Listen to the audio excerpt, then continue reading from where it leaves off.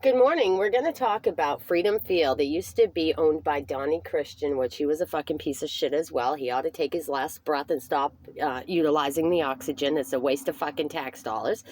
You know, his daughter's no better. Her name's Tara Friend. She was Tara Christian, grew up in Madison. Yeah, she's a yank as well. She works for the EMT. She's doing them all as well, probably.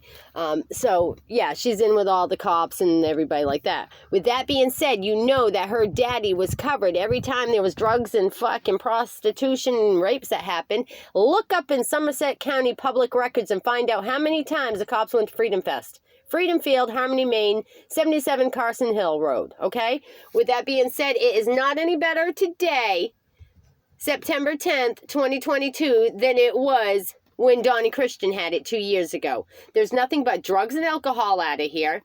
There's nothing but girls being found passed out, bottoms up, with no fucking clothes on. Isn't that right, Granny? Is that because of the butt stuff that takes place? What I tell you, when butt stuff takes place is Lee has this sign that shows that they stick drugs up people's ass. All right? When I take bottles and cans in, I get told from the new Redemption Center up by Maley Gardens in Skowhegan at the plaza, ask the girls how many needles were found in cans, and they weren't insulin needles either. Okay? So Brad, Justin, and Scott, the three owners, there's a silent one. They're all involved. They all do fucking dope.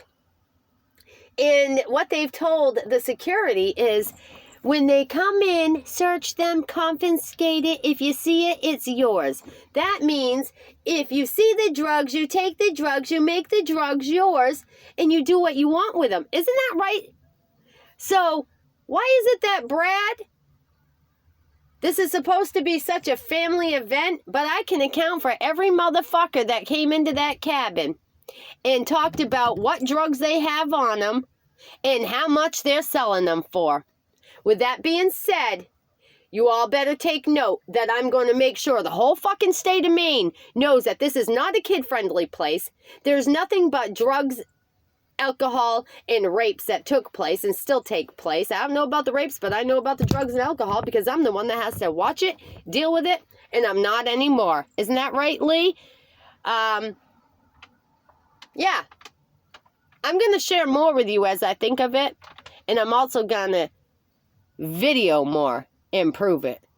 So everybody, I would suggest keep your fucking kids out of Freedom Field.